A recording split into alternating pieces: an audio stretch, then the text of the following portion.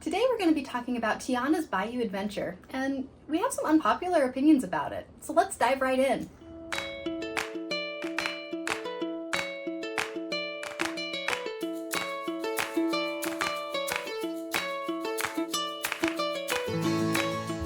So yeah, Tiana's Bayou Adventure replaced Splash Mountain, and Splash Mountain was beloved by just about everyone. And I mean, who doesn't love Zippity-Doo-Dah, right? So when they announced that they were gonna retheme this ride, there obviously was a lot of mixed opinions about it because of the nature of changing such a great ride. For sure. And I know I personally was just a little bit maybe confused by the theming of it. I felt like it didn't really fit in that particular land with, Splash Mountain and Big Thunder Mountain. It just didn't seem like the Bayou really fit in that. So I was very skeptical of it initially because I just wasn't sure that the theming was right. Yeah, and kind of along with that, there's a lot of changes that Disney has made that are political in nature, which we're not going to get into in this video, but obviously not everyone always agrees with that. And we're kind of the opinion that if you can keep the politics out of things, regardless of whatever side of the aisle somebody's on, that's preferred. But I agree with you, the ride itself, it would seem kind of a weird place to put this attraction. But as they kind of went along through it, we're going to talk about some of the things we liked and some of the things we didn't. So let's get into that. Yeah, so I would say one of the things that I was I was most impressed with to start was actually the queue, which I thought was really, really unique. And I thought they did a really good job of bringing in elements of what the story from The Princess and the Frog tells, but also kind of pushing it further, because the story of the ride Tiana's Bayou Adventure takes place after the events of The Princess and the Frog. So I thought that was nice that they kind of, as you're going through the queue, you see this is Tiana's kitchen in her restaurant, and you see the pictures of the opening day of her restaurant, things like that. And so I just thought that was cool that it was kind of they were furthering the story with that, and that as you're going through the queue, you kind of get to see where things ended up with where the story had left off from the movie. So I really liked that, and I thought that some of the little vignettes that they had along the queue were just really cute. Like I said, the kitchens and things like that was really fun. Yeah, I mean, they did a really good job with what they had, and I think probably partly what threw some people off is a lot of times these rides or dark rides or whatnot that they do are supposed to, at least from what has been done traditionally, is they basically just retell the story from the original movie. And this one, like you said, was supposed to be a continuation on it. And I think that's been where some of the source of tension has been, as far as people were expecting one thing and then they kind of got another. And so people weren't all that happy about it. So yeah, and I think that makes sense. And I think that, I don't think that the story of the ride is bad. I think I probably would have preferred if it could have been more along the lines of just retelling the story of The Princess and the Frog, just because I'm more familiar with that, and you don't have to tell the story quite as in depth. You don't have to cover all those details for people to keep tracking with the story. For example, the Snow White ride in Disneyland. If you know the story of Snow White, they don't have to show every single scene to explain how you get from one point to the next. You already know it because you know the story. But because they were telling a whole new story, there were times where it was a little bit hard to figure out, wait, now what's happening here? It looks cool and, it's fun, but how did we get to this point? So I think just on the storytelling, I personally would have appreciated more of just retelling of The Princess and the Frog. But there again, I think with that, you would have had even more of a disjointed theme fit for that particular area of the park that the Bayou doesn't fit in Frontierland. It doesn't fit there. So I think the way that they adapted it to try to make it fit there, I think was a decent choice. I'm not sure that it was the best choice, but I don't think it was a bad choice. Yeah, and again, I think that is another thing that people, I believe, rightly are upset about, because, like you said, it really doesn't fit.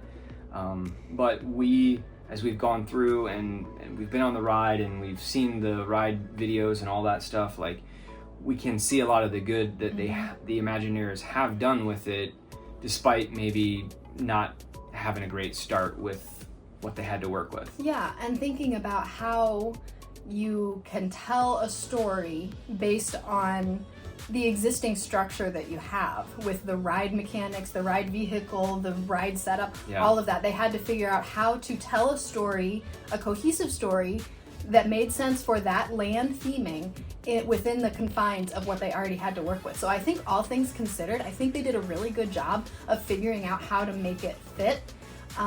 But I personally, like, I love the rides that tell the story. So that's where I personally would have been like, I would have just loved a Princess and the Frog ride that was just telling the story, but that's just me. And I think they did a good job with what they had.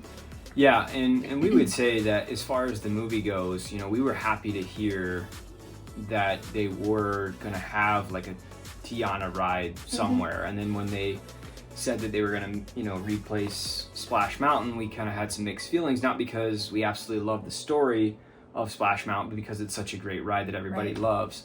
And so we initially were very personally like excited about the possibility of this being something really amazing. And like you said, if they had maybe stuck to the original story, then it probably would have been absolutely amazing. And people have said multiple times over that, you know, when you were about to go down the biggest drop, that you know, you have Dr. Facilier up there saying, "Are you ready?" And it kind of makes sense. That would have been pretty epic. Yeah, so there was a lot that, you know, maybe could have been done that wasn't done, which has left a lot of people kind of unhappy with the direction that they ended up taking.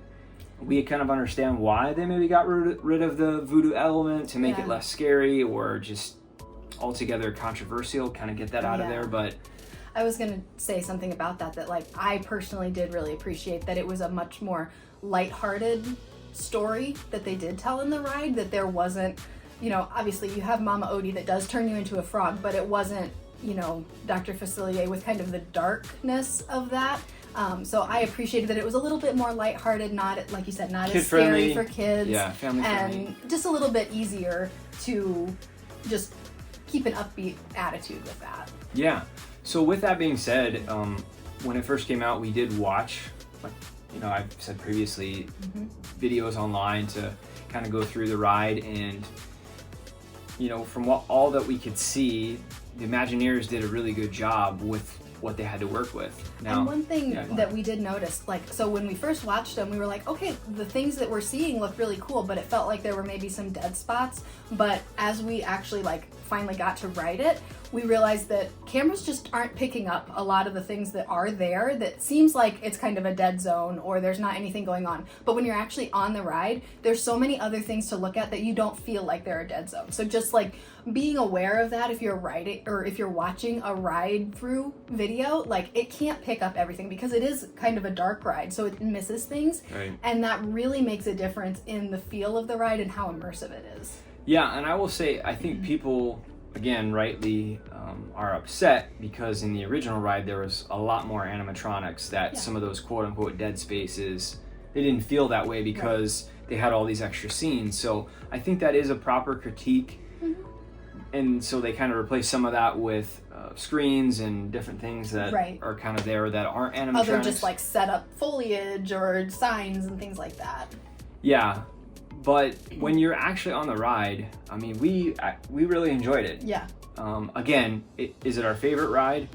No, but we knew that the ride mechanics were going to be the exact same. So we loved the ride mechanics of Splash Mountain. And like we said, we didn't really care for the previous story. Right. But with Tiana's Bayou Adventure, like, you know, theming from the Princess and the Frog, we were excited about that change. So all in all, we would say that even though it's not an absolute amazing attraction, we find it to be still a very fun ride and a ride that our oldest child enjoys. Yeah. She still is like talking about, I got to ride Tiana's and I want to ride Tiana's again. She loved it. Yeah. So for as much hate as it has gotten, even though it's not perfect, and even though if there was more money and they could have done things a little bit differently, like we agree with some of those things, but we just don't feel like it has, it's gotten the love that it actually deserves. Yeah, it's gotten way too much hate. Yeah, way too much criticism and critique because it really is well done. And just like anything, like we've all been in a situation where you're trying to like redo something, but you are like limited either by funds, by materials, by something, and you do the best with what you can. And I feel like that was a lot of what this was, that they had a very limited, like a limited box of what they could do. And for what they had, they did a great job. And I don't think that it's particularly lacking or like, oh, well, they just did okay with what they had. No, I think it was still a really good update. And I think it was a good choice because, again, like, we have nothing against like Song of the South or any of that. Or the song, we love Zippity Doo Dah, we love it. But it's not super culturally relevant now. You know, it's not like that's gonna draw more people in. Right. But Princess and the Frog is still popular. People love Tiana. Yeah. So yeah, why wouldn't you retheme it to something that is still really popular, is going to have more of a draw, and just kind of up the interest in it. Yeah. So again, I don't think that what they did was bad or lacking or anything like that as far as like in a really negative way. I think it would have been nice if they had a little bit of a bigger budget, that they could do more animatronics, could really just fill it out and make it amazing, because it could be, but I don't feel like it was super skimped on. Yeah, and I will say two things with that. So one is, we do obviously miss Zippity Doo Dah, but the songs from Princess and the Frog are absolutely amazing, fantastic, and we love them. yeah. So just getting on So that, catchy. yeah, getting on that ride, and then, you know, hearing the songs that we're very familiar with, really just make it so much more enjoyable as we're going through and just taking in the scenes from that ride. So For sure. that, and just that people can hate on it, but It's not warranted. yeah, I mean, would it be nice if they were able to, as she said, spend more money and do more? And I think probably why people get so bent out of shape about it is because we expect more from Disney. And I'm not trying to give them a pass, but in this situation, like, I'm not sure what else could have been done. There's a lot really that, you know, we don't know, so we can assume and think that we know. And again, I'm not defending anyone here, because we do want Disney to be excellent, and we do want the things that they do and the changes that they make to be beneficial to everybody. And sometimes they miss, but again, just the hate and the criticism, I just feel like was way too harsh, and it was a really enjoyable ride. So I don't know, I just feel like our unpopular opinion is that we like this ride. We think it's a good ride. Do we wish that there were more things and that it could be a little bit better? Sure. Right. But all in all, it's a solid ride, and we enjoy it. I think it was a good change. I think it did like make that a more enjoyable ride for me, for our family, because I mean, our kids, they don't know Song of the South, you know, but they know Tiana, and they were, you know, our oldest, like you said, she was so excited to be like, there's Tiana, there's Charlotte, you know, she was so excited to see those characters. And I think that's really like what it boils down to for me, is like making sure that things are still relevant and fun for the audience that Disney has. So yeah, there are people that love Song of the South and are just so devastated that that's gone, and I get that, because again, we have nothing against it, but I think just the general population is probably, there's more draw for Tiana than for Song of the South. And like anything, you have to have give and take and understand that culturally things change with what's interesting and what's not. And, you know, Tiana is having a moment, you know, like, she's very popular. So why wouldn't you take that opportunity to bring her into the parks like that? Yeah, and again, just to, you know, share like the other perspective is, I think a lot of the criticism that it's gotten is because some people feel like Tiana should have got its very own ride, and they should have really had a big budget for it and done it right, which we don't disagree with. But it is what it is, and that's kind of where we're at with it. It's like, it is unfortunate that didn't happen or couldn't happen for whatever reason, but with what they had and what they did, we feel like they did a pretty decent job. Yeah, and I feel like even if you look across the board at like the other attractions and rides that are like princess focused, like Belle doesn't have her own ride, Jasmine only has the flying carpets, you know, like none of the princess rides, unless I'm like totally forgetting about anything, are like super like high e-ticket attraction kind of rides. It's not the Tron, it's not Guardians, it's not, you know, Space Mountain, anything like that. So it kind of makes sense, because they want that to be kid friendly, so that the kids that are really into those princesses can do the princess rides. So it makes sense to me that like they wouldn't like just totally blow a huge budget to make a princess ride. And I actually think that this is probably one of the best princess rides, especially at Disney World. I personally love the Snow White ride at Disneyland. I think that one's phenomenal. But comparing to other ones at Disney World, like, I feel like she really got the best end of the deal with that, because it's a super popular ride in and of itself, like we said, just with the ride mechanics of Splash Mountain, and then you add Tiana to it and it's like even better. Yeah, no, I 100% agree. So overall, how would you rate this out of 10? I would probably give it like a 7.5, because like I said, always love the ride mechanics of it. Always love, like, you know, the big drop, but then even the littler drops, and you get a little bit splashed depending on where you're sitting. You get a lot splashed, and it's just super fun. It's a nice long ride, which is great, and as you're going through it, you're in that cool, like, shaded area, so it's actually a really nice reprieve from the hot sun. So I always love that, and I think they did a phenomenal job with the animatronics and stuff. Like, they look really good.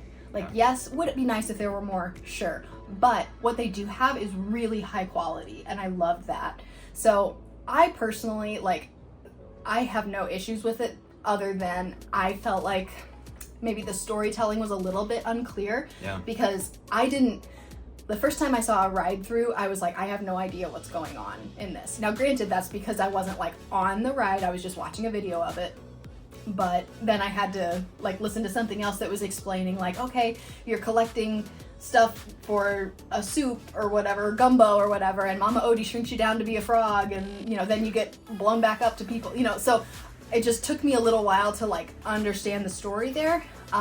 So I will say that's probably my biggest critique, is I don't feel like the story is super well told, but it's still enjoyable. Even if you don't pick up on the story at all, there's enough fun stuff to look at. There's fun music. There's just, it's a good ride. So I can't say that, like, it's below average at all. It's definitely above average for me. Yeah, no, I would say that I would give it a 7, and I would completely agree with you. My biggest complaint is probably the story, and I know other people have complained about that too, because it is confusing. And especially for kids, I don't think they're gonna really pick up on that very well at all. Yeah, I'm not really sure, but if it was hard for adults and maybe we're just not paying attention enough, I don't know. Maybe we're not the only ones, or maybe we are the only ones. Maybe we're the only ones that don't get it. that don't get it, but I doubt that. I think there are probably plenty of others who are a little bit confused by the story. So yeah, I would say it would get a much higher rating if the story was more cohesive and easier to follow. But I mean, all in all, part of the reason it gets such a high rating, in our opinion, is because, again, it's virtually the same ride through as the original Splash Mountain, except for it has the better theming, in our opinion. So we do like that as far as the upgrade goes. And like you said, the queue is really great.